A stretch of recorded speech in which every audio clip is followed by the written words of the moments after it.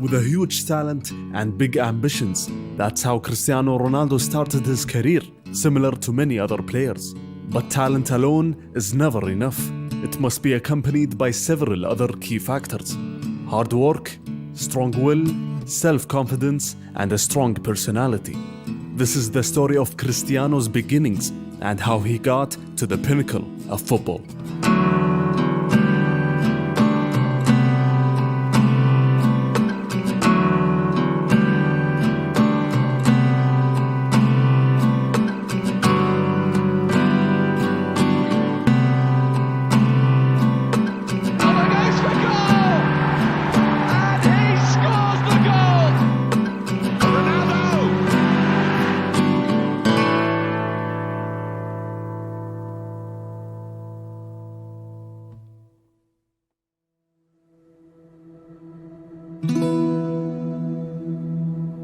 In the islands of Madeira, and in particular the capital Funchal, Cristiano took his first steps towards a footballing career. He focused very early on football, instead of studying at school. And because of his family's relatively poor background, his mother agreed on his decision to focus on his dreams, which reflects to some extent their economic situation at that time. Cristiano played for his local amateur club Andorinha from 1992 to 1995, as his father was working as a kitman at the club. News about a young Cristiano got to the youth coach of Nacional, who was incidentally Fernando Sousa, Ronaldo's godfather. Fernando played a big role in Cristiano's early career decisions, especially with the absence of his father Dennis in many occasions as he drank away his sorrows. And despite the attempts of the biggest club in Madeira, Martimeu, in bringing Ronaldo, Nacional appealed more for Cristiano, as they eventually completed the deal.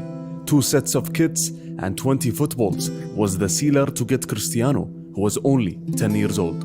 At Nacional, Cristiano had his first taste of a real football academy, and the coaches at Nacional were worried because of Cristiano's undernourishment that may slow down his development, and asked his mother to supply his diet with plenty of fish and meat. But in all cases, the talent was there. And whereas a typical kid at his age would train for 2 hours a day, Cristiano used to train with the ball between 10 to 12 hours daily because he had no school, homework, and no house chores to worry about. And within a couple of years, Cristiano became too big for the island. His next step was a matter of time. Cristiano's godfather played a big role again, as he mentioned Ronaldo's name to João de Freitas, who was the president of the Sporting fan club in Madeira. De Freitas had good connections with Sporting Lisbon personnel, mainly Aurelio Pereira, who was the lead scout. He was responsible for bringing talents like Futre, Figo, Quaresma, Nani, and Moutinho to Sporting. At that time, the process of scouting was very simple and based on intuition. That's why Pereira gave Cristiano the chance to trial for a week at Sporting's academy. Nacional had a debt to settle with Sporting Lisbon related to an old transfer, which amounted to 25,000 euros, and they were struggling to pay it. So they thought of offering Cristiano in an attempt to cover this debt. Obviously, the price was pretty high to bring in a 12-year-old academy player, but Pereira managed to convince the board, as Cristiano flew out of Madeira for the first time in his life and landed in Lisbon alone. What caught the Sporting coaches' eyes, and in particular Aurelio, was Cristiano's personality. There was no doubt about the talent, but the coaches thought his personality attributes were eye-opening. After the trial, Aurelio agreed on Cristiano's permanent stay in the summer of '97, as he officially became part of Sporting's academy. Cristiano faced huge difficulties in Sporting's academy. The accent in the capital was very different than in Madeira, and there was no age group that fits Cristiano's age, so he had to join an age group older than him by 2 whole years. And he basically lived far away from his family for a long period. It was easy for Cristiano to give in and go back to Madeira, and he was close to doing just that, especially in the beginning of his period. But he stayed in the capital Lisbon to achieve his dreams. And despite his huge focus in training and his competitive spirit, Cristiano faced many issues off the field, and especially in his academic studies, which were mandatory for each academy player. And Cristiano faced another issue, as it was discovered that he had a racing heart and had to go under the knife and do surgery in the year 2000. He took some time off and came back to training 3 months later. At Sporting, the coaches tried to make Cristiano understand that the ball was not his. He had to transform from an individual to a team player. And as time had passed, Cristiano developed a lot, as Sporting rewarded him with his first professional contract in April of 2001, and with the help of the most famous Portuguese agent at that time, José Veiga. The contract was for 4 years and with a monthly salary of €2,000. Ronaldo, at 16 years of age, had a release clause that amounted to a hefty €20 million. In the beginning of the 2001-2002 season, Cristiano was financially capable of getting his mother to move to Lisbon, and as his family was closer, Cristiano managed to get ever so close to first-team football at Sporting, as he was called up to train with the first team by the Romanian manager Laszlo Bologna. After several training sessions, Bologna wrote up a report on Ronaldo. The negatives: weak aerial ability, uses weak technique, defensively weak, physically weak, doesn't have tactical awareness as an individual nor as a team player, very selfish, and lacks composure and focus. But after months and months of training, Cristiano managed to settle in with the first team in the training sessions, but Bologna still thought it was not the right time for him to play in official matches, as Cristiano was still showing off some tricks that had no place in actual matches, let alone in training sessions, and Bologna even threatened not to call up Ronaldo if he didn't stop. Sporting successfully won the league, the cup, and the Super Cup that season, as the manager Bologna successfully managed to integrate youngsters like Quaresma and Viana within the starting lineup, but Ronaldo was still waiting for his chance. As the season had closed its curtains, a Portuguese agent called Jorge Mendes entered into the fray. Mendes planned to pick up 3 Sporting Academy players, whom were Quaresma, Viana, and Ronaldo, all of whom were represented by José Veiga. Mendes sat with these players and promised them that he'll find big clubs that are interested in their talents, and that will help them earn no less than €1 million in a flash. And after Mendes successfully got Cristiano on board, he sat down with him and his mother to convince her of his ambitions. So in September of 2002, Cristiano terminated his contract with Veiga, and thus Mendes was now his agent. In the following season, Sporting's main striker Mario Jardel had intentions of leaving in the following season, so Bologna had to find another attacker either down the middle or on the wings. Director of football Carlos Freitas informed the manager that there was no budget to acquire a new player, and thus proposed to him to use Cristiano. Bologna agreed with that suggestion, as the Romanian manager believed that the teenager improved immensely in the last couple of years. In the academy, Cristiano played either as a central striker or a second striker, but Bologna decided to use him as a tricky winger, and before the season had started, Bologna hyped up the press. This young man will be better than Eusebio and Figo. The teenager managed to score his first goal as a professional in a friendly against Real Betis, as the graphics wrote the young man's name on the screen, Custodio Ronaldo. Then he made his professional debut against Inter Milan in the Champions League qualifiers, which Sporting ended up losing. He scored his first official goal in the league against Moreirense in October, and entered in the dying minutes against Boavista and managed to score the winning goal. Gol de Ronaldo, Cristiano Ronaldo. A very promising start, but Cristiano Ronaldo didn't start matches consistently, which was normal for a teenager only 17 years of age. But actually it was enough to attract the attention of several European clubs, and Sporting hadn't won a single title that season, so the manager Bologna was fired. At the end of the season, Mendes warned Sporting that if Cristiano was not a starter next year, there was a big chance he would leave for another club. And Jorge Mendes was very active that year, as he lined up several offers for Cristiano. And the Portuguese teenager said after the Toulon tournament that he was pleased to receive the attention of many important clubs, and he dreams of playing in Spain or England. Now let's look at who were the real candidates to sign Cristiano in the summer of 2003. First were Valencia. Paco Roig, one of the presidential candidates prior to the elections, had agreed with Mendes to sign both Cristiano and Quaresma if he won the presidency, €9 million for both of them. Liverpool and their manager Gerard Houllier were interested in the player, as they offered €8 million, as Cristiano reacted to the offer and said, "One of the best clubs in Europe. It would be a dream to play for a club that represents so much tradition. Luis Suarez, Inter legend and Morati's consultant at that time, was interested in Ronaldo, as he saw him in action in the previous season and said to Morati, "We have to sign him. He'll be one of the best players in the world." Morati was not convinced, especially when he knew that Cristiano was only a 16-year-old kid, as Inter were one of the biggest spenders in the Mercato in that period, but didn't make an official offer. Juventus stepped up their efforts to sign the young Portuguese, but their Chilean striker Marcelo Salas refused to go to Sporting in a trade deal. Italian darlings Parma offered 8 million euros for the player. The head of Real Madrid's academy, Ramon Martinez, met with Sporting to inquire about Ronaldo. Barcelona was interested in Jorge Mendes's clients, whom were Quaresma, Thiago, Deco, and Ronaldo, but they pushed to sign Quaresma and offered a preferential contract for Cristiano, but eventually it amounted to nothing.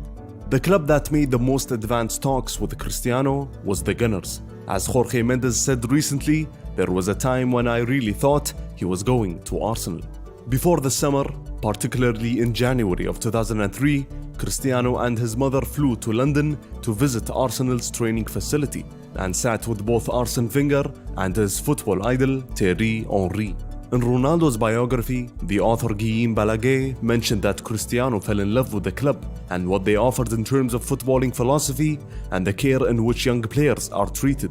Arsenal agreed on all terms with Sporting, and there was a concrete agreement between both clubs. Arsene Wenger even kept the number 9 shirt for Cristiano. But when Vice President David Dein went to Lisbon to seal the deal, he offered an initial offer that was too low for Sporting. Arsenal had some financial restrictions, of course, with the construction of the new Emirates Stadium. But there was another English club who succeeded in the negotiations. Everybody seems to think that Cristiano transferred to Manchester United because of his performance against the Red Devils in a friendly match on August of 2003. But there was a lot of planning from United prior to that. In the 2002-2003 season, Ferguson's assistant at that time, the Portuguese Carlos Queiroz, received some reports on Cristiano, and he instantly knew that the club had to act quickly. I didn't take on any responsibilities in terms of recruiting young players, but I informed Alex about Cristiano. Management was hesitant on Cristiano, but Queiroz had a brilliant idea. Carlos Queiroz was Sporting Lisbon's manager from the year 94 to 96, and he had several good connections at the club. So he managed to agree on a special agreement with Sporting to exchange methodologies and ideas between the two clubs, which would in essence make certain deals in the future much easier. And because of this deal, Ferguson managed to send Jim Ryan, the second team coach at United, to watch training sessions at Sporting Lisbon's facilities. "I've seen a player. I think he's a winger, but he's playing as a central striker with the youth team. I wouldn't wait long to declare our interest. There will be other clubs after him." Ferguson suggested the idea of signing Cristiano to Sporting's management, but with the condition of keeping him on loan at Lisbon for a year. It was a similar condition suggested by many other clubs. At the end of the season, and because of the special agreement between Sporting Lisbon and Manchester United, the Portuguese side suggested booking a friendly between the two sides to celebrate the opening of their new Estadio José Alvalade. The match was booked for the 6th of August 2003. A day before the friendly, Jorge Mendes met with Sir Alex for the first time. United's interest for Cristiano was obvious. In that same summer, Beckham left for Madrid, Veron left for Chelsea, and Ronaldinho turned down United's offer and went to Barcelona. So now let's see what's on the table. Sporting knew that Ronaldo and Mendes were not interested in renewing their deal with the club, despite the new manager Fernando Santos pledging to play Cristiano as a starter. Ferguson and United wanted to inject some new blood into the team, and Cristiano filled that bill. Mendes knew that sealing this deal would catapult him to the forefront of all football deals. So the deal made sense for each side, and the only thing missing was the figure. But Ferguson knew that United can outbid any other club, and Cristiano knew that the deal was agreed before the booked friendly, as he entered the match to show Manchester United what they were getting. Twisted turn by Ronaldo. Look at that lovely little trick that he has. Here's Ronaldo. Ronaldo to swing one. Shea couldn't get near him. Ronaldo again. He's done it for 85 minutes. Unbelievably quick feet. He's going to be a superstar. And tonight he has shown us exactly what he can do. It was the first time Sir Alex got a glimpse of Cristiano live, as he talked about that night recently and said, "A revelation, the biggest surge of excitement and anticipation I experienced in football management." After the match, Ferguson realized that the deal had to be done immediately, as the director of football Freitas said that United decided to pay more than the agreed fee to ensure they got the player immediately instead of staying for a year on loan at Sporting. They ended up paying a final price of £12.2 million for a 5-year contract, as Cristiano's yearly salary went from €24,000 to €2 million. And Ferguson promised Mendes that Ronaldo would play in half of the matches next season at least. And when he got to the club, Cristiano asked for the number 28, but Ferguson gave him the responsibility of wearing the number 7 shirt at United, the legendary number worn by United legends like George Best, Steve Coppell, Brian Robson, Eric Cantona, and David Beckham. A huge transformation in Cristiano's life. So will he deliver or not?